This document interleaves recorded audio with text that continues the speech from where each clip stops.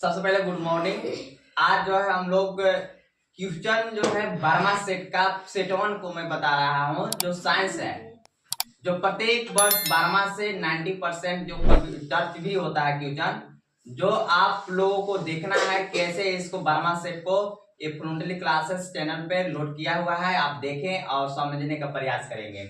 आज जो है पहला क्वेश्चन है साइंस का पहला सेट के लिए। आपको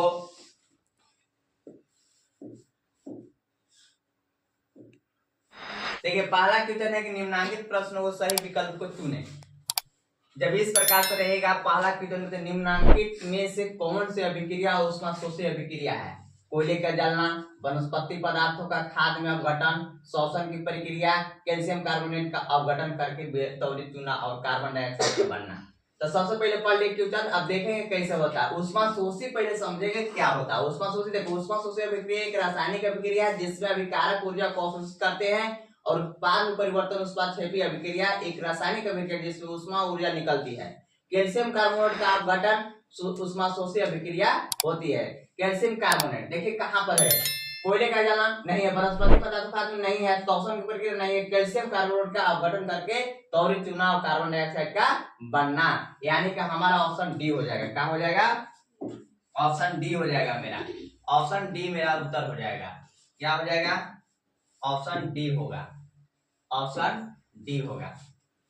अब है नमी वाले दिन हाइड्रोजन क्लोराइड गैस तैयार करने के दौरान गैस को आमतौर पर कैल्शियम क्लोराइड गाढ़ ट्यूब से गुजारा जाता है। गाढ़ ट्यूब में लिए गए कैल्शियम क्लोराइड की भूमिका है उत्सर्जित गैस को अवशोषित करना, गैस को नम करना, गैस से नमी को अवशोषित करना, उत्सर्जित गैस से क्लोरीन आयनों को अवशोषित करना। नहीं बच्चे, ये नहीं, ये सी ऑप्शन होगा, गैस से नमी को अवशोषित करना।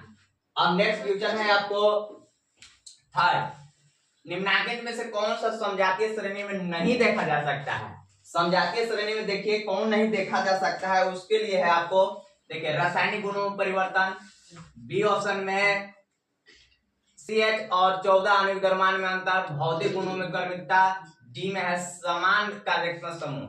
नहीं, समजातीय श्रेणी में नहीं देखा जा सकता है। ये सब समजातीय श्रेणी में है, भौतिक गुणों में क्रमिकता होता है, समान कार्यक्षमता समूह होता है, ये रासायनिक गुणों में परिवर्तन नहीं होता है। तो ऑप्शन नंबर ए होगा। निम्नलिखित में से कौन सी द्विविस्थापन अभिक्रिया है? Pb plus copper chloride plus PbCl2 plus Cu, दूसरा में है Na2SO4 प्लस BaCl या BaSO4 plus 2NaCl, carbon plus oxygen CO, या चौथा में CH2 प्लस 2O और CO2 प्लस H2O। तो द्विविस्थापन अभिक्रिया क्या होता है उसको पहले समझने देखेंगे। द्विविस्थापन अभिक्रिया होता है एक प्रकार की रासायनिक अभिक्रिया है जिसमें दो यौगिक के आयन आपस में अदला बदली करते हैं और नए यौगिक का निर्माण करते हैं, अदला बदली करते हैं। तो जो है लेड है, देखो लेड इसमें इसको तो दे दिया, लेकिन ये आपको कॉपर इसको दिया, कुछ नहीं दिया, तो ऑप्शन नंबर ये नहीं होगा। Na2SO4 प्लस BaCl, हमारा Ba देखो SO4 अब Ba हमारा SO4 ये जो दिया इसको और इसको ये दे दिया, यानी कि हमारा बेरियम सल्फेट हो गया और सोडियम क्लोराइड हो गया। यहीं पे हमारा द्विविस्थापन अभिक्रिया के उदाहरण मिल गया, यानी कि ऑप्शन 2 होगा। ऑप्शन 2 होगा। ऑप्शन ए में पहला और चौथा, ऑप्शन बी में बी केवल दूसरा, बी केवल दूसरा, ऑप्शन सी में पहला और दूसरा, डी में तीसरा और चौथा, नहीं केवल बी के केवल दूसरा होगा, यानी कि दूसरा होगा आंसर। नेक्स्ट क्वेश्चन है हाइट, जो लिखा हुआ है कि जल का विद्युत अपघटन एक गठन अभिक्रिया है। जल के विद्युत अपघटन के दौरान मुक्त होने वाली हाइड्रोजन और ऑक्सीजन गैसों का मोल अनुपात क्या होता है? तो जल का जो होता है ये H2O, यानी कि 2:1 के रूप में होता है। ऑप्शन नंबर कहाँ है? बी है।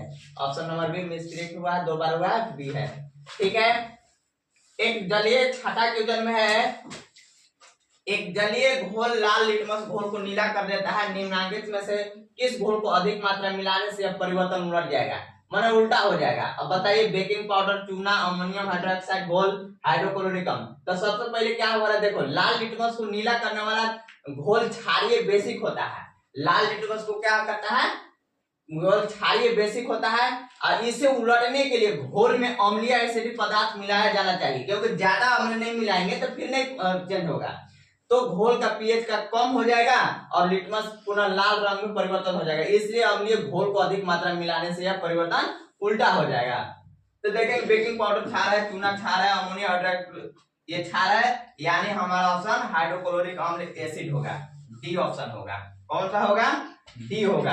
अगला नेक्स्ट क्वेश्चन जो है देखेंगे, बेकिंग पाउडर एक घटक सोडियम हाइड्रोजन कार्बोनेट है, दूसरा घटक कौन सा होता है? ये हाइड्रोक्लोरिक एसिड होता है अम्ल ए में, ऑप्शन बी में टार्ट्रिक एसिड होता है, सी में एसिटिक एसिड होता है, सल्फ्यूरिक एसिड होता है, डी में।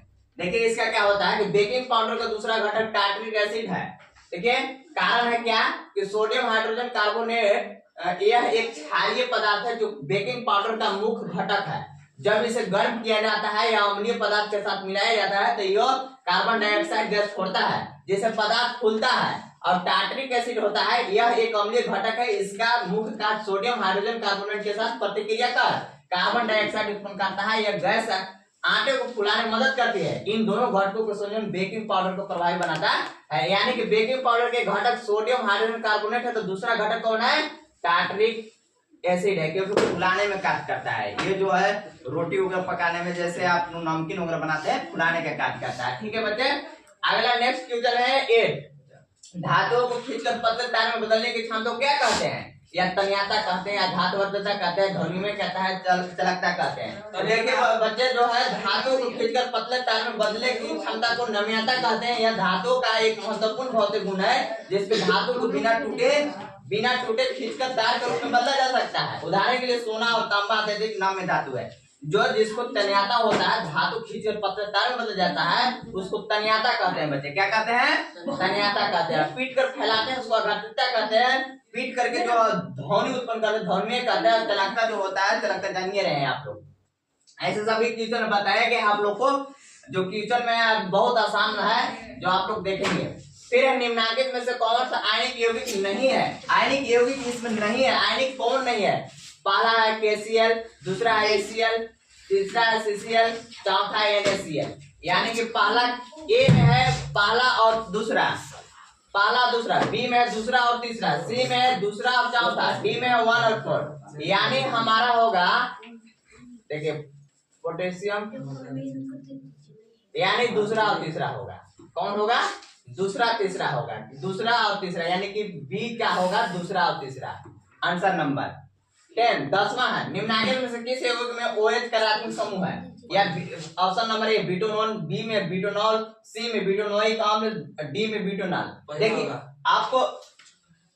आपको जो है 10वां क्वेश्चन में जो हाइड्रोक्सिलिक अम्ल को होता है OH या अल्कोहल में पाया जाता है। ठीक है, OH जो है ग्रुप अल्कोहल में पाया जाता है। एथेनॉल में C2H5OH लगा हुआ है। दूसरा में कार्बोक्सिलिक अम्ल को होता है COOH होता है, यह कार्बोक्सिलिक अम्ल में पाया जाता है। जैसे एसिटिक एसिड जो होता है CH3COOH होता है। तीसरा में अमीनो समूह होता है NH2 होता है, यह अमीनो में पाया जाता है। जैसे एनिलीन में C6H5NH2। चौथा में एस्टर समूह होता है COO, यह एस्टर्स में पाया जाता है। जैसे ethyne acetate CH3COO2CH3।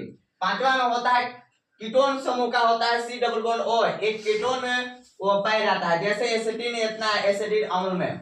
CHO aldehyde में पाया जाता है, जैसे फॉर्मल्डिहाइड होता है CHO। तो हमको कौन से यौगिक में? OH में बोला है। OH यानी कि अल्कोहल में पाया जाता है, एथेनॉल जैसा होता है। तो इसमें देखेंगे ब्यूटानॉल कीटोन ग्रुप का हो गया। ब्यूटानॉल यानी कि ब्यूटानॉल हो जाएगा हमारा, ब्यूटानोइक अम्ल नहीं होगा। और ब्यूटेनॉल एक ब्यूटेनॉल है और यह ब्यूटेनॉल, यानी ब्यूटेनॉल बी ऑप्शन होगा। ठीक है, बहुत अच्छा। अब नेक्स्ट क्वेश्चन है एक यौगिक CHO, इसमें ऐसे होगा का नाम है propanol. Option number A propanol, B में प्रोपेनॉल, सी में एथेनॉल और डी में एथेनॉल। यानी हमारा होगा देखिए कार्बन 1 2 3 मीथेन एथेन प्रोपेन, तो प्रोपेन हो गया, यानी प्रोपेनॉल प्रोपेनॉल एल्डिहाइड ग्रुप का है। तो एल्डिहाइड ग्रुप का है यानी कि नल हो जाएगा, लास्ट में प्रोपेनॉल होगा, यह प्रोपेनॉल होगा। ऑप्शन नंबर ए। ठीक है, अब देखिए अगला क्वेश्चन है, नेक्स्ट क्वेश्चन है आहार नली के किस भाग में भोजन का अंतिम पाचन होता है। देखिए ऑप्शन नंबर ए अमाशय, ऑप्शन नंबर बी मुख हुआ, सी बड़े आंत और डी है पोटी आंत। यानी कि आहार नली के छोटी आंत के डायडोडनम और जेजुनम भाग में भोजन का अंतिम पाचन होता है। यहाँ पर पाचन एंजाइमों और पित्त द्वारा निर्मित के माध्यम से भोजन का अवशोषण के लिए तैयार पोषक तत्वों का पाचन होता है। यानी छोटी आंत, यानी हमारे देखेंगे अमाशय में होता है, मुखवा में बड़ी आंत में होता है, यानी छोटी आंत यहाँ पर होगा। क्या बच्चे? छोटी आंत, ठीक है, छोटी आंत में होगा। ऑप्शन नंबर डी होगा। अब 13वां क्वेश्चन है, नेक्स्ट क्वेश्चन है 13। श्वसन के दौरान गैसों का आदान प्रदान यहाँ होता है, कहाँ होता है? श्वास नली और स्वर में, फेफड़ों में, एल्वियोली और गले में, गले और देखिए आपको शोषण कहाँ होता है? शोषण के दौरान गैसों का आदान प्रदान फेफड़ों में होता है, जिसको लंग्स बोलते हैं। यहाँ पर ऑक्सीजन का रक्त में प्रवेश और कार्बन डाइऑक्साइड का रक्त से बाहर निकलना होता है। ये आदान प्रदान फेफड़ों को एल्वियोली में होता है। कहाँ होता है? फेफड़ों के एल्वियोली में। देखें कहाँ है? फेफड़ों को एल्वियोली में होता है, यानी ऑप्शन नंबर बी होगा हमारा। ऑप्शन नंबर कौन होगा? बी होगा।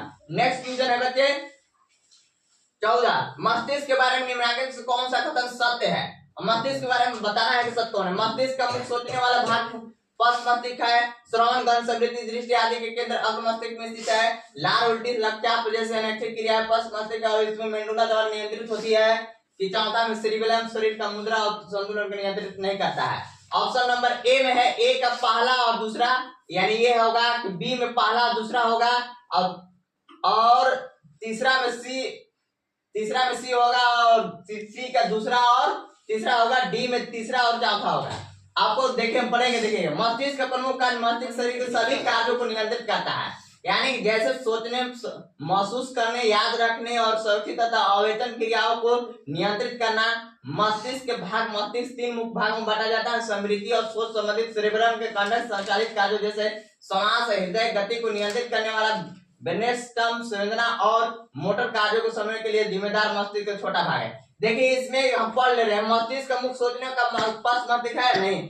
इसमें जो है बारे निम्नलिखित कौन सा कथन सत्य है? ये बात सही है नहीं? श्रवण, गंध, स्मृति, दृष्टि आदि के केंद्र अग्र मस्तिष्क में होता है, बात सही है। लार, उल्टी, रक्तचाप जैसी अनैच्छिक क्रियाओं पश्च मस्तिष्क मेडुला द्वारा, यानी दूसरा और तीसरा होना चाहिए। इसमें दूसरा और तीसरा देखेंगे ऑप्शन कहाँ है। दूसरा और तीसरा यहाँ ना है जी, दूसरा और तीसरा ये है। सी ऑप्शन में देखने में गलती है। देखिए दूसरा, सी का ऑप्शन दूसरा और तीसरा होगा, यानी कि दूसरा और तीसरा होगा। कौन होगा? दूसरा और तीसरा, यानी कि श्रवण, गंध, स्मृति और लार, उल्टी, रक्तचाप जैसे होता है, यही होगा दूसरा और तीसरा। सी में कौन है? दूसरा और तीसरा होगा। सी क्या होगा उत्तर? ठीक है। अब है बेमेल जोड़ी का चयन करें, मतलब मिलता जुलता नहीं है उसको चयन करना है। एड्रेनाइन लेट पिट्यूटरी ग्रंथि होगा, टेस्टोस्टेरोन विसन होगा, सी में है कि एस्ट्रोजन अंडाशय होगा, कि थायरॉक्सिन थायराइड होगा। यानी हमारा देखिए थायरॉक्सिन थायराइड ग्रंथि ये भी होता है, एस्ट्रोजन में होता है, टेस्टोस्टेरोन विसन होता है, यानी कि बेमेल यही वाला हमारा होगा। ऑप्शन नंबर ए होगा। ऑप्शन नंबर कौन होगा? ए होगा। अब यह 16, एक फूल में नर और मादा युग्मक अंकुरक कोशिका उत्पन्न करने वाला भाग क्या कहलाता है? पुंकेसर, परागकोश कहता है, तंतु और क्या कहता है? सी में परागकोश और अंडाशय कहलाता है, पुंकेसर। अरे नर और मादा के होता है, यानी कि परागकोश और अंडाशय होगा। कौन होगा? ऑप्शन नंबर सी होगा। ऑप्शन नंबर कौन होगा? सी होगा। अमीबा, स्पाइरोगोरा और इस प्रजनन का एक समान विशेषता है कि वे अलैंगिक रूप से प्रजनन करते हैं। वे सभी एक कोशिकीय हैं। वे केवल लैंगिक रूप से प्रजनन करते हैं, वे सभी बहुकोशिकीय नहीं। अमीबा, स्पाइरोगोरा में प्रजनन की एक समान विशेषता यह है कि वे सभी एक कोशिकीय है। 17वां, अमीबा, स्पाइरोगोरा और इस प्रजनन की एक समान विशेषता है कि ऑप्शन नंबर ए, वे अलैंगिक रूप से प्रजनन करते हैं, वे सभी एक कोशिकीय हैं। सी में वे लैंगिक रूप से प्रजनन करते हैं, और डी में वे सभी बहुकोशिकीय नहीं। बच्चे आपको क्या होगा? ऑप्शन नंबर ए होगा। क्या होगा? ऑप्शन नंबर ए। ऑप्शन नंबर ए होगा, अलैंगिक रूप से प्रजनन करते हैं। ठीक है। नेक्स्ट क्वेश्चन है 18, नीचे दी गई सूची में से उस लक्षण का चयन करें जिससे अर्जित किया जा सकता है लेकिन विरासत में नहीं मिलता है। बताइए कि अर्जित किया जा सकता है अभी, ठीक है, लेकिन विरासत में नहीं मिल सकता। आंखों का रंग, के त्वचा का रंग, शरीर का आकार, के बालों के प्रकृति, यानी शरीर का आकार आपको विरासत में नहीं मिल सकता है। ठीक है। और नेक्स्ट क्वेश्चन है, चलिए अब चलते हैं। प्राकृतिक चयन द्वारा प्रजातियों को विकास का सिद्धांत दिया गया था। मॉडल का कि डार्विन का मार्कर का लेमा का आप पढ़े थे, बताए थे आप लोगों को प्राकृतिक चयन द्वारा प्रजातियों को विकास का सिद्धांत चार्ल्स डार्विन ने दिया था। कौन दिया था? चार्ल्स डार्विन ने दिया था। इस सिद्धांत के अनुसार प्रकृति में उन जीवों को चयन होता है जो अपने पर्यावरण में जीवित रहने और प्रजनन के लिए बेहतर अनुकूल होता है। इसके परिणाम स्वरूप समय के साथ गुण जो जीवों के लिए फायदेमंद होते हैं अगली पीढ़ी में बढ़ जाते हैं, जबकि हानिकारक गुण का कम हो जाता है। इनका ये नियम था। यानी कौन प्रजातियों विकास का सिद्धांत दिया था? तो हमारा चार्ल्स डार्विन ने दिया था, यानी कि डार्विन जी ने दिए थे। कौन दिए थे? चार्ल्स डार्विन ने दिए थे। विश्व में निम्नलिखित में से कौन सा कथन सत्य है, उस सत्य बताना है। अब देखिए फिजिक्स क्या हो गया। एक उत्तल लेंस में 4 डायोप्टर शक्ति होती है जिसकी फोकस दूरी 0.25 मीटर होती है। यानी कि बी में है कि एक उत्तल लेंस में 4 डायोप्टर शक्ति होती है जिसकी फोकस दूरी 0.25 मीटर होती है। ऑप्शन सी में है कि एक अवतल लेंस में 4 डायोप्टर शक्ति होती है जिसकी फोकस दूरी 0.25 मीटर होती है। ऑप्शन नंबर डी में है कि एक अवतल लेंस में 4 डायोप्टर शक्ति होती है जिसकी फोकस दूरी 0.25 मीटर होती है। आपको देखिए कौन सा सत्य है। आपको उत्तल लेंस में 4 डायोप्टर शक्ति होती है जिसकी फोकस दूरी 0.25 मीटर होती है। इसलिए होगा कि देखिए फोकस दूरी जो होता है, देखिए फोकस दूरी इसमें प्लस उत्तल लेंस में होता है, इसमें माइनस होता है, तो इसका वैल्यू जो है माइनस में आएगा। तो ये तो हमारा ये नहीं होगा, और ये जब ये भी नहीं होगा तो माइनस में भी नहीं होगा। यानी कि डायोप्टर में 0.5 पर जिसको यानी ऑप्शन नंबर ये होगा। क्या होगा देखिए, यदि क्या है अवतल लेंस की शक्ति 4 डायोप्टर और इसकी फोकस दूरी 0 पर है, यह जानकारी नहीं हो सकती क्योंकि अवतल लेंस की शक्ति नकारात्मक होता है। अवतल लेंस में नकारात्मक होता है, अवतल लेंस में नकारात्मक होता है, नकारात्मक मान नहीं है, यह नहीं होगा। अवतल लेंस में 4 डायोप्टर शक्ति होती है जिसकी फोकस नहीं, ये भी नहीं होगा। हमारा ऑप्शन नंबर ये होगा, ऑप्शन नंबर ये होगा। इसलिए कि P बराबर 1/f होता है, P बराबर 1/f होता है। तो P बराबर 1/f, तो 1/4 यानी 4 से भाग देंगे 1 में तो 0.4 9 8 4/20 यानी कि हमारा 0.25 इसका आया, यानी कि हमारा यही होगा आंसर ये।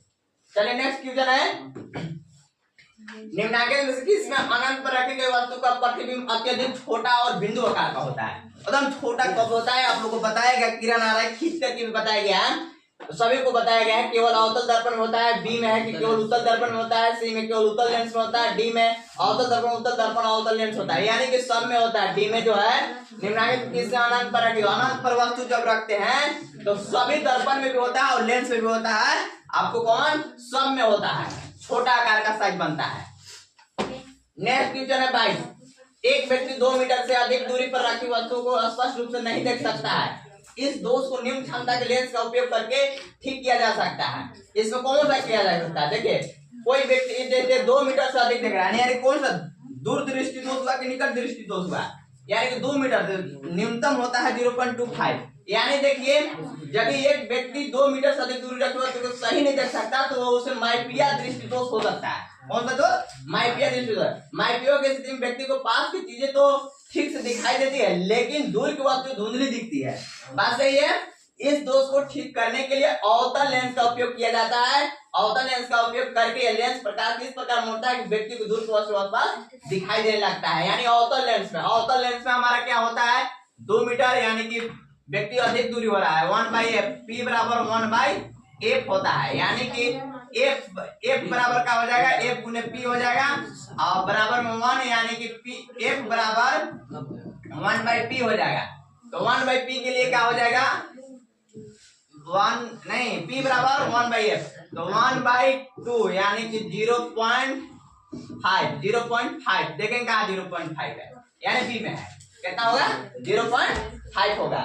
सही है। और अगला क्वेश्चन है 23, प्रकाश के निम्नलिखित में से कौन सा घटनाएं इंद्रधनुष के निर्माण में शामिल है? अब बताना है कि परावर्तन, अपवर्तन, विक्षेपण, अपवर्तन, विक्षेपण और आंतरिक परावर्तन, अपवर्तन, विक्षेपण और आंतरिक परावर्तन, विक्षेपण, परिक्रमा, पूर्ण आंतरिक विक्षेपण। यानी हमारा होता है अपवर्तन, विक्षेपण और आंतरिक परावर्तन। अब यह सी में है अपवर्तन, विक्षेपण और आंतरिक परावर्तन। दोनों ऑप्शन एक ही हो गया है, अपवर्तन, विक्षेपण और आंतरिक परावर्तन। अपवर्तन, विक्षेपण और आंतरिक परावर्तन, बी और सी दोनों ऑप्शन हो गया है। इसलिए कंफ्यूज में हो गए थे। ये ऑप्शन बी और सी में दोनों एक ही जैसा हो गया। देख लीजिएगा आप लोग को परमा सेट में कौन सा है, मिसप्रिंट हो गया है। इसमें आपका नेक्स्ट क्वेश्चन होगा 24। देखिए 1/5 ओम वाले 5 प्रतिरोध का उपयोग करके कौन सा न्यूनतम प्रतिरोध बनाया जा सकता है। देखिए जब इस प्रकार का होता है तो 1/r जो है श्रेणी क्रम के लिए 5 में होता है तो 1/5 R1 माने कि R1 दिया हुआ है, R1 बराबर 1/5, यानी इसी प्रकार से 5 प्रतिरोध है। क्या है, 5 प्रतिरोध है। तो क्या करना होगा,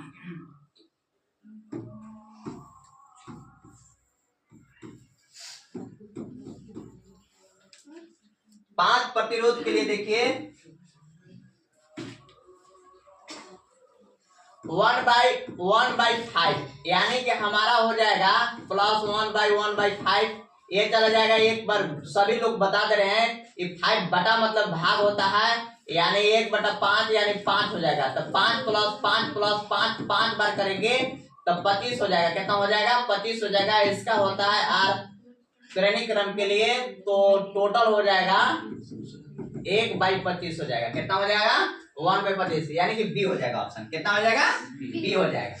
प्रतिरोधकता नहीं बदलती है, पदार्थ बदल दिया जाता है या तापमान बदल दिया जाता है, प्रतिरोध का आकार बदल दिया जाता है, पदार्थ और तापमान दोनों बदल दिया जाता है। नहीं, ऑप्शन नंबर सी होगा। प्रतिरोध का आकार बदल दिया जाता है तभी उसमें कोई बदला नहीं होता है, प्रतिरोध नहीं बदलती है। गलत कथन चुने। फ्लेमिंग का दाएं हाथ का नियम प्रेरित धारा की दिशा जानने के एक सरल नियम है। दाएं हाथ का अंगूठा नियम धारा ले जाने वाले चालकों को कारण चुंबकीय क्षेत्र की दिशा ज्ञात करने के लिए उपयोग किया जाता है। प्रत्यक्ष और प्रत्यावर्ती धाराओं के बीच अंतर या प्रत्यक्ष धारा की दिशा बदलती है, जबकि प्रत्यक्ष धारा समय समय पर अपनी दिशा नहीं बदलती है। भारत में ऐसी प्रत्यावर्ती धारा हर 1/150 सेकंड के बाद ना, गलत कथन है, ये बात गलत है। यानी कौन होगा ये, यानी हमारा गलत होगा ऑप्शन नंबर ए है। ठीक है, अब नेक्स्ट क्वेश्चन है आपका, घरेलू उपकरणों के शॉर्ट सर्किट या ओवरलोडिंग से बचाने के लिए इस्तेमाल जाने वाली सबसे महत्वपूर्ण सुरक्षा विधि है। आप लोग सबको पास है, घरेलू उपकरण होता है आर्थिक भूसंपर्क फोकस दिलीप फ्यूज का उपयोग करके, स्टेबलाइजर का उपयोग करके, इलेक्ट्रॉनिक मीटर का नहीं, ऑप्शन नंबर बी है, यानी फ्यूज लगा करके हम लोग ओवरलोडिंग को काबू करते हैं ना, सुरक्षा विधि है हम लोग। जल विद्युत संयंत्र में संग्रहित जल की स्थिति ऊर्जा को विद्युत परिवर्तित किया जाता है कि संग्रहित जल की गतिज ऊर्जा को स्थितिज ऊर्जा में परिवर्तित किया जाता है कि जल से विद्युत निकाली जाती है कि विद्युत उत्पन्न करने के लिए जल के भाप में परिवर्तित नहीं, संग्रहित जल की स्थितिज ऊर्जा को विद्युत ऊर्जा में परिवर्तित किया जाता है। ऑप्शन नंबर ए होगा, यानी 29वां होगा। वे जीव जो विकिरण ऊर्जा का उपयोग करके अकार्बनिक यौगिक से कार्बोहाइड्रेट का संश्लेषण करते हैं उन्हें कहा जाता है अपघटक कहा जाता है, शाकाहारी कहा जाता है, उत्पादक कहा जाता है, मांसाहारी कहते हैं नहीं, वे उत्पादक कहा जाता है। उपयोग को कार्बनिक कार्बोहाइड्रेट का संश्लेषण करते हैं उसको क्या कहते हैं, उत्पादक कहते हैं। चिपको आंदोलन द्वारा किया गया महत्वपूर्ण संदेश है कि वन संरक्षण के प्रयासों में समुदाय के शामिल करना, वन संरक्षण के प्रयासों में समुदाय की अनदेखी करना, विकासात्मक गतिविधियों के लिए वन वृक्ष को काटना, सरकारी एजेंसियों को वनों में वृक्ष को नष्ट करना, ये सब गलत न बात है। वन संरक्षण का प्रयास समुदाय को शामिल करना चिपको आंदोलन का महत्वपूर्ण संदेश था। Thank you. ऐसे आपको लोग को वीडियो पाने के लिए, ऐसे क्वेश्चन पाने के लिए आप लाइक शेयर कमेंट अवश्य करें फ्रंटली क्लासेस चैनल को, और अच्छा लगे वीडियो तो शेयर अवश्य करें क्योंकि बहुत ही मेहनत लगता है भैया बनाने में। Thank you.